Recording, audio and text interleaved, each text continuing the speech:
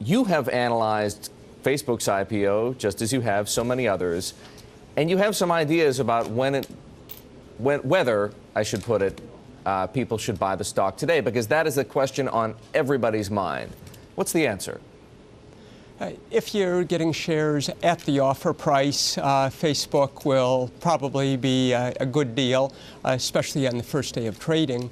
But I would not encourage people to be buying in the market, especially if it opens higher, as it very probably will. The evidence is that for people who buy an IPO in the market on the first day of trading or a week later, all you're going to get is, on average, a return equal to the market return.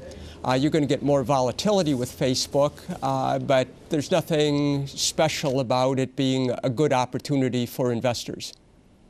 Jay, we know what you think is going to happen to the stock, and we're going to show everybody right now. You think it is going to have a first-day pop, but perhaps not an extraordinary pop, right? Only to 49 bucks. Right. The historical pattern has been that IPOs that priced above the original file price range maximum, in Facebook's case, $28 to $35 a share, being priced at $38 a share.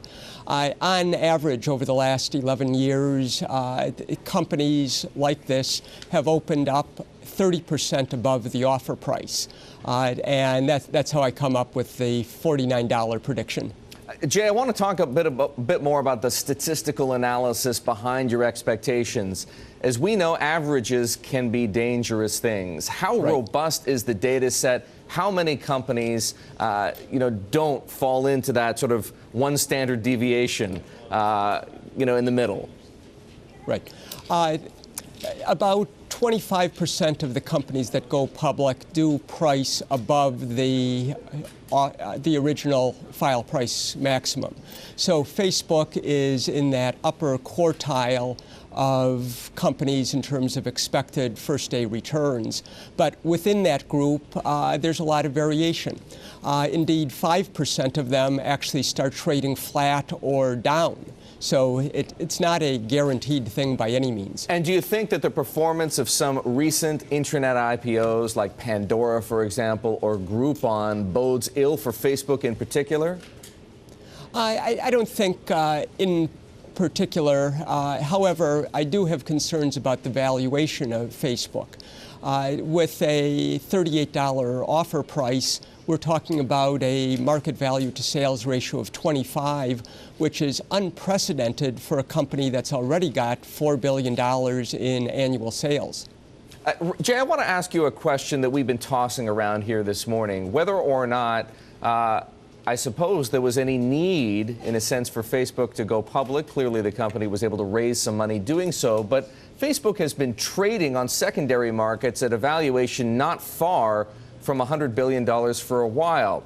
What does that say about the need for companies to actually go public? And maybe does it raise some questions for you about the integrity of public markets going forward?